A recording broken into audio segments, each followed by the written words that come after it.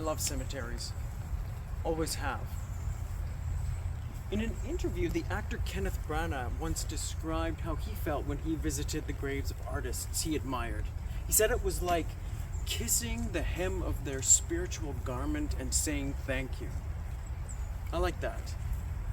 But I think for me it's more about a connection with the past. So often you read about people and what they did and accomplished, but sometimes you don't feel close to them. But in a cemetery, you are a few feet or a few meters from their mortal remains. And that gives me a comforting feeling. Usually when I visit cemeteries, I'm often looking for one or two particular graves. But sometimes I just want to see what the area is like. So join me as we have a stroll through the Ross Bay Cemetery, one of Canada's oldest Victorian cemeteries. And we'll stroll above the inhabitants that built this city, Victoria, BC.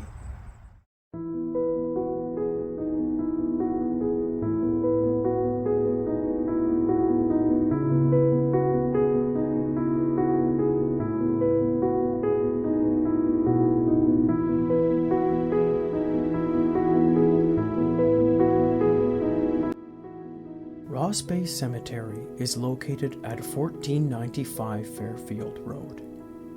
Despite its opening in 1872, it is not Victoria's oldest cemetery. That might be said to be the Quadra Street Burial Ground, or, as it is known today, Pioneer Square Park. The Quadra Street Burial Ground received its first interment in 1855. After the previous cemetery near Fort Victoria became too small. Within 20 years, it too was deemed inadequate, and the Ross Bay Cemetery was created. When you walk around the old burial ground, the hard life experienced by Victoria's early citizens is perhaps nowhere more apparent than the grave of the Cridge children. Edward Cridge was a chaplain for the Hudson Bay Company at Fort Victoria, and this grave belongs to his 4 infant children who died of diphtheria in 1864 and 1865. Most of the 1,300 people buried here were not moved to Ross Bay Cemetery when it opened and remain beneath the ground today. And yet, only a small fraction of the original tombstones exist.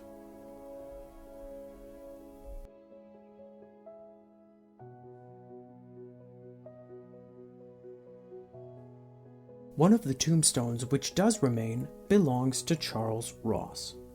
He was a fur trader hired by the Hudson Bay Company to help build Fort Victoria in 1843. He died a year later of appendicitis.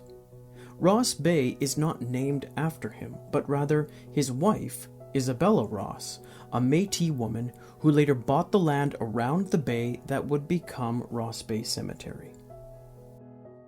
The design and layout of cemeteries in the Victorian era were influenced by the Scottish botanist and garden designer John Claudius Loudon. He believed cemeteries could be a place to appreciate nature, nourish the intellect, assuage grief, and comfort the soul. His book on cemetery planning, published in 1843, outlined how architecture, sculpture, landscape gardening, and botany could be utilized to carry this out. While not adhering to Loudon's recommendations, Ross Bay Cemetery does reflect his hopes that a cemetery could provide a healing and calming area for a community.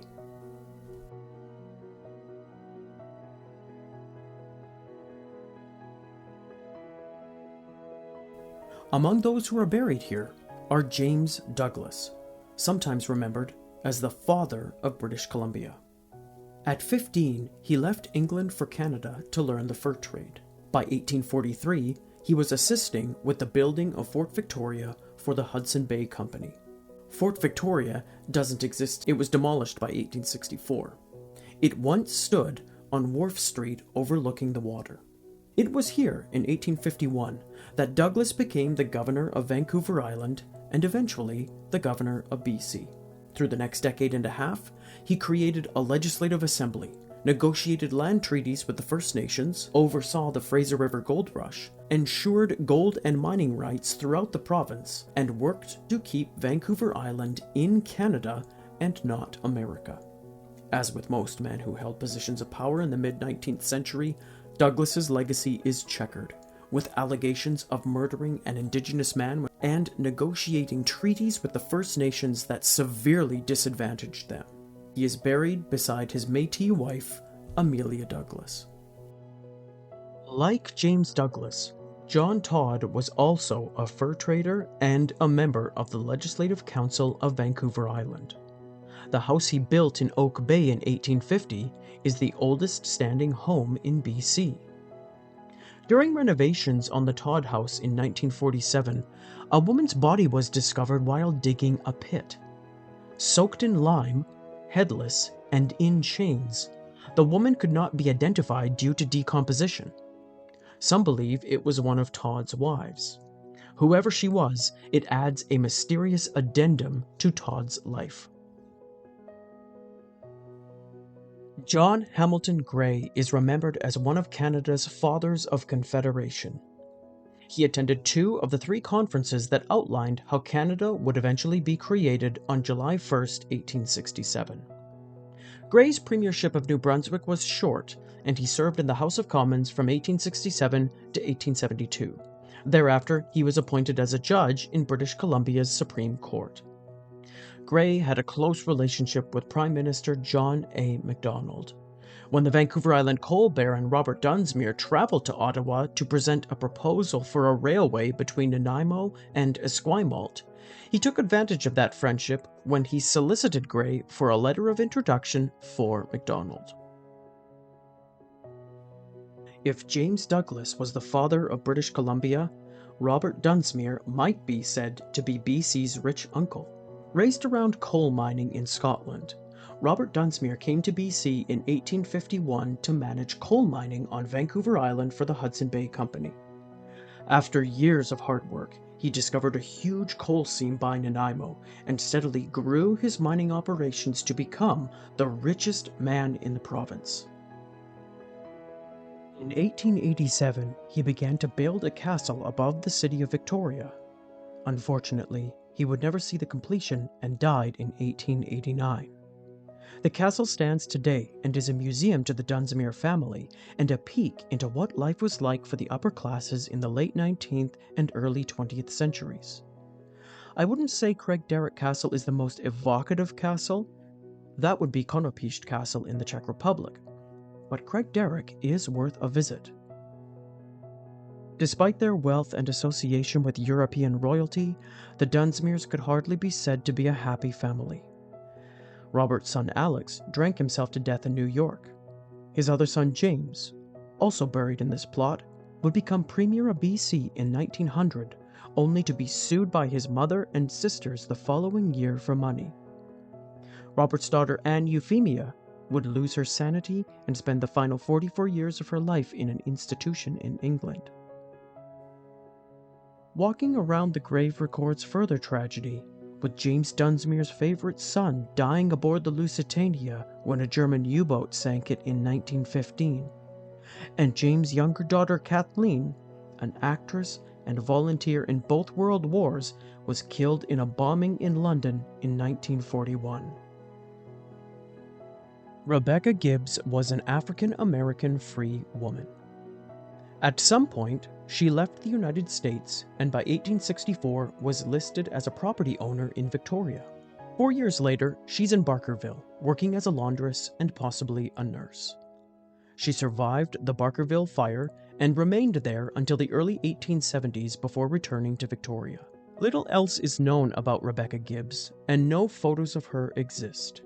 The only thing she leaves behind is 3 published poems, one of which is written on the back of her tombstone. Her poetry indicates she was a writer who engaged with the world of her day, as is evidenced in her poem, The Old Red Shirt.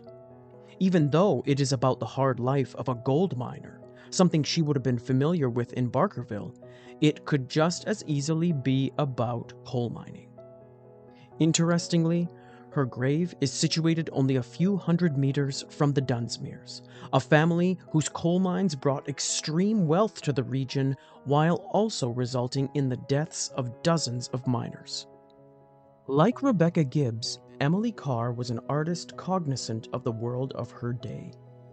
Whether she was sketching old fishermen in Cornwall, washerwomen in France, or painting the Indigenous peoples of Canada, her art was inspired by those underserved in society. Above all, the landscape of British Columbia fueled her creativity. Her grave is the most popular in the cemetery. It's common for people to leave things, such as figurines, pencil crayons, and notebooks. Other than the tombstones of Jim Morrison and Oscar Wilde in Paris, Emily Carr's grave is perhaps the most engaged with I've seen. Her house is a half-hour walk away. It's been restored to the period of the late 19th and early 20th century. There isn't much to see inside, but I found it interesting. I knew almost nothing about Carr when we visited, but shortly thereafter bought and read Maria Tippett's excellent biography. Because the house is free, they recommend a small donation at the door. I think it is worth a visit if you are nearby. What impressed me about Carr was her constant desire to search, learn about her craft, and grow as an artist, even as she reached the end of her life. She loved the work, and that was her sole reason to do it.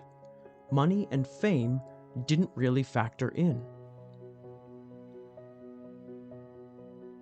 She is buried with her family, which I found a little strange as she came to really dislike her father based on some weird, inappropriate experience they had, though she is vague about what exactly took place.